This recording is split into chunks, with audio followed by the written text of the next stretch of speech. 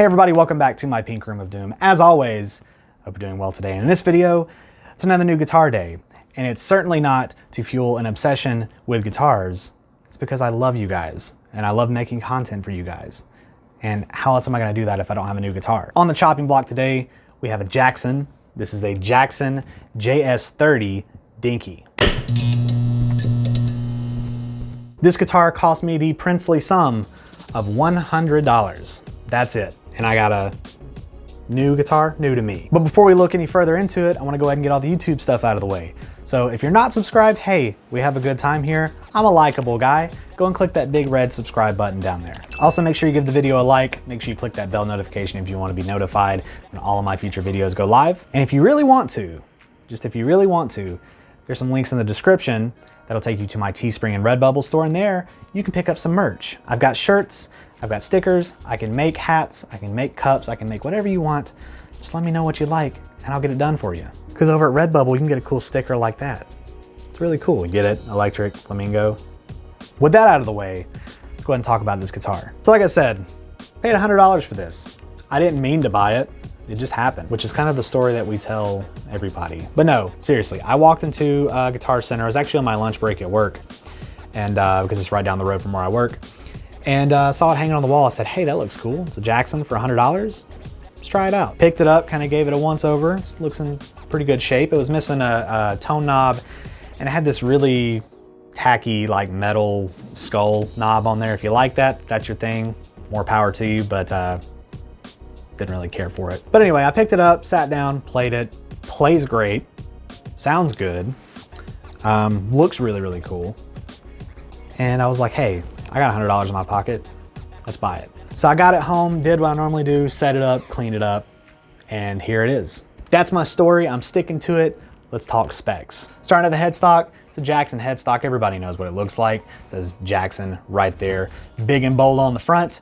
You got your standard truss rod cover here, nothing too special. Flipping over to the back, Jackson branded tuners. Crafted it in India. This is the first Indian guitar I've ever owned. Pretty cool.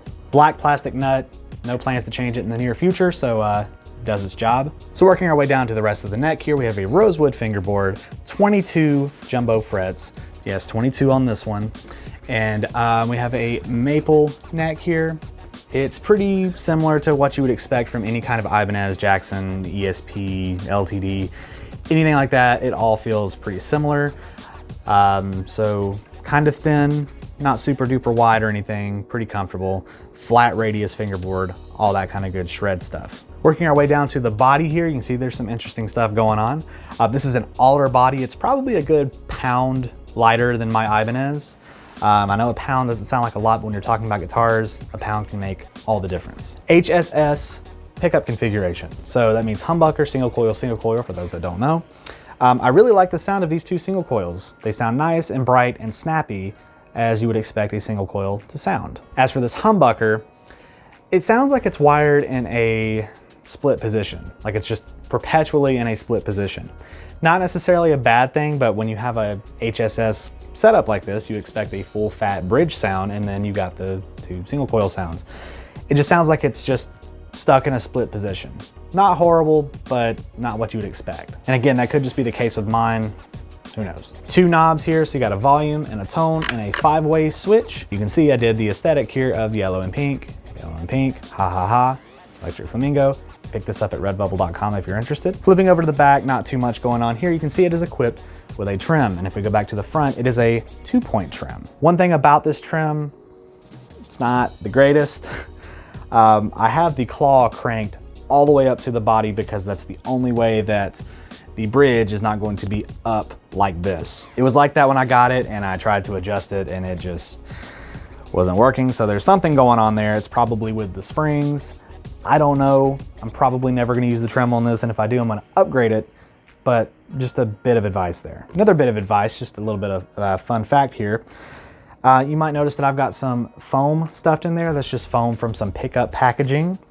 Basically what that's gonna do is it's gonna mute these springs here, so when you strum, if you strum it and then stop the strings from ringing out, you might hear like a vibrating or like a buzzing or like some kind of a dingy sound.